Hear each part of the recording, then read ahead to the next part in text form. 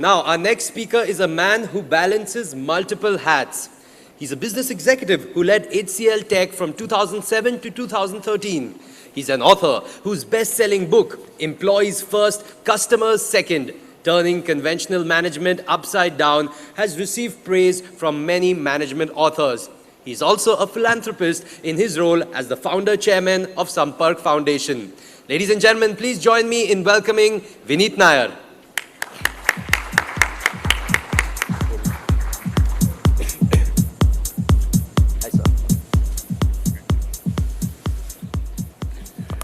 Good evening. I'd like to start with the story of an ant. There were two ants sitting and they were talking about their vision of life. And the first ant said that my vision of life is to be a very rich ant. I want to be actually the richest ant in the world, and I want to try very hard to be that ant. The second ant said, actually, I don't want to be rich. I want to be very fast. I want to be the fastest ant in the world. And therefore, I'm going to work very hard to be a very fast ant. And in walked the third ant, listening to this conversation, and they said, hey, do you have a vision for yourself? And the ant turned to them and said, yes, my vision is not to be an ant anymore. I don't want to be a fat ant. I don't want to be a rich ant. I don't want to be a fast ant. I want to be a butterfly. The day the ant thinks about not being an ant, but being a butterfly, is the day an entrepreneur is born. Most organizations are full of ants. They're running from one place to another, not knowing what to do. But entrepreneurs are not ants. They're butterflies. But it is the unfortunate truth that some butterflies fly and some butterflies never take off. So what makes some butterflies successful? What makes some ants really fly and become these beautiful butterflies? I don't know the answer, but I can tell you from my own experience. I started ComNet in 1993. It took us 10 years to become $100 million, the next 5 to become $1 billion, and the next 3 to become $2 billion. We started Sampark Foundation. It took us 7 years to get to 1 million children, and the next 3 to get to 7 million children, and the next 2, I'm sure, will get to 20 million children. So whenever you look at success as an entrepreneur, what comes to my mind are 3 recipes for success you should think about. First is take chances. You must understand that we hear a lot about problems in life. In 1993, the money was not there. We were borrowing at 36% interest rate. License issues were there. National Stock Exchange was setting up. We bid for National Stock Exchange. They wanted to buy from a company which had experience. We had no experience. And yet we won the contract to set up the world's first, or the India's first exchange, floorless exchange. And the trick to that is to take chances. In life, it is all about taking chances and getting excited about imperfections. When a diamond cutter looks at polished diamond, he should feel bored. When he looks at rough diamond, he should feel excited. When a potter looks at rough clay, the potter should feel excited. So if you are an entrepreneur and you have decided not to be an ant anymore, then whenever there is a problem in life, you should feel excited because you are the only one who can pass over the bridge. Nobody else can. So therefore, if there is a license problem, or there is a funding problem, or there is whatever problem there may be, you need to look at the mirror and say, I will take that chance because I'm the only guy who can take the chance because I'm not an ant. The second is think impossible. You must, I take a lot of leverage of this story, which has always inspired me, of this one-armed boy who wanted to learn judo.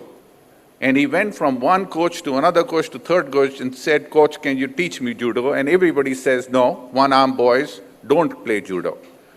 Till one coach said, yes, I will teach you judo. And not only I will teach you judo, I will make you participate in a competition and help you win the competition. 1 year of training later, this boy participated in a junior competition.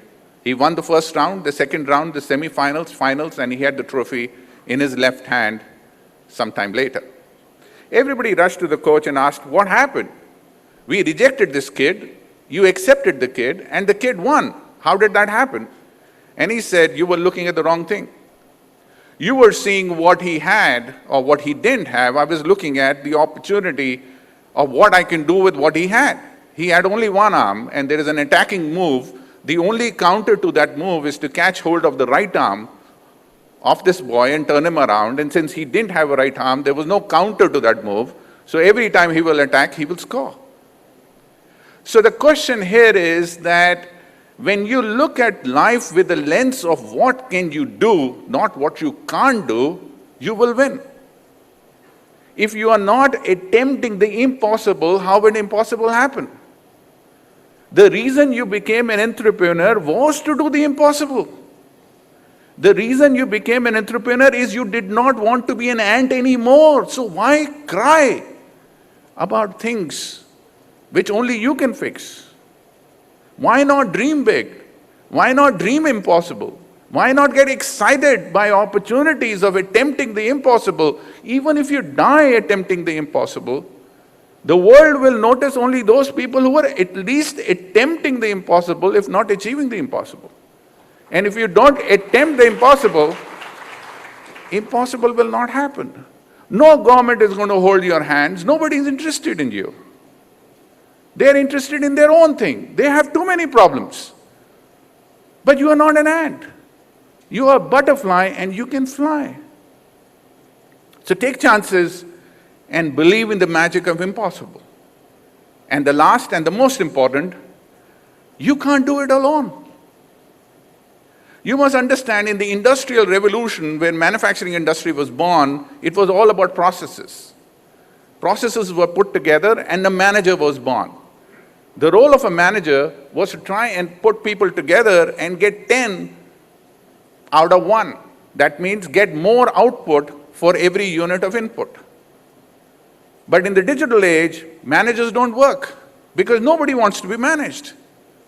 Your employees don't want to be managed. Your sons and daughters don't want to be managed. Even your wives and husbands don't want to be managed. The word managing is a bad word. Inspire.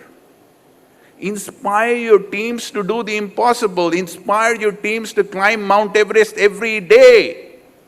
If you don't inspire your teams, how will you achieve the impossible? So if you truly want to be a butterfly, your team has to be a butterfly, your company has to be a butterfly, and how will they be a butterfly unless you inspire them to be? And that is the question you need to ask. In India, that is the problem. We discuss the problems. We don't discuss opportunities. We don't discuss people attempting the impossible. We discuss the ants.